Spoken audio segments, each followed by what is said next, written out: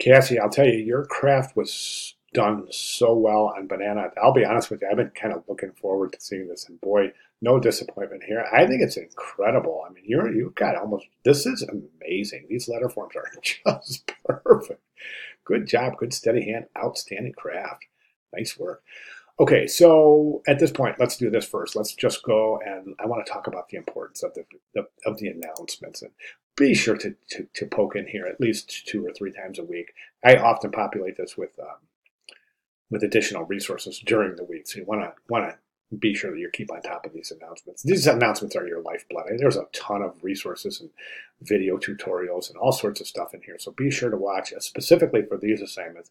The spacing assignments, welcome to week 1, how to complete banana, how to kern banana, and welcome to week 2. These are, of course, very, very important. There's plenty of videos in there. And then welcome to week 2 is super important. There's 4 videos within that announcement alone. One of them is how to kern, fire, and ice on the computer. So we're making this logical transition, understanding manual kerning, and then kind of getting a glimpse in how to kern on the computer, so we have a good idea of that transition.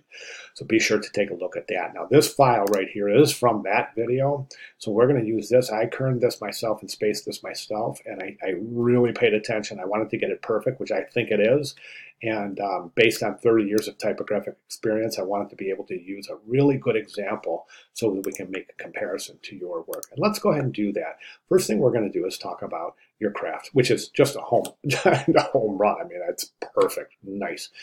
Let's talk about word spacing, and then we'll talk about letter spacing. So word spacing, you were successful in identifying a few areas that need improvement, okay? But you did say that in this particular case, you said, can I tell the I needs to move slightly to the right? But I disagree. I don't think the I needs to move to the right. I think the I, R, and the E need to move to the left. Because I think this space right here is perfect. Okay, this is too wide. Space between I and R is too wide, and the space between R and E is, again, just about perfect, maybe a little bit wide there. Okay, but that's your problem area right there. Okay, the word and, as far as I'm concerned, is spot on perfect. The word ice, as far as I'm concerned, is spot on perfect. Nice job. All right, let's talk about word spacing.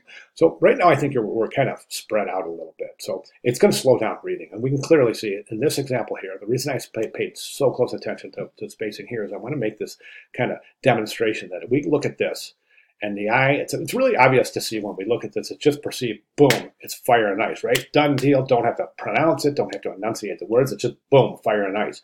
That's good typography, okay? These extra spaces here and here slow us down. As opposed to being a group of words, it is now 3 separate words, and that's based on these spaces are so wide. So this is being read as fire and ice, as opposed to fire and ice, right?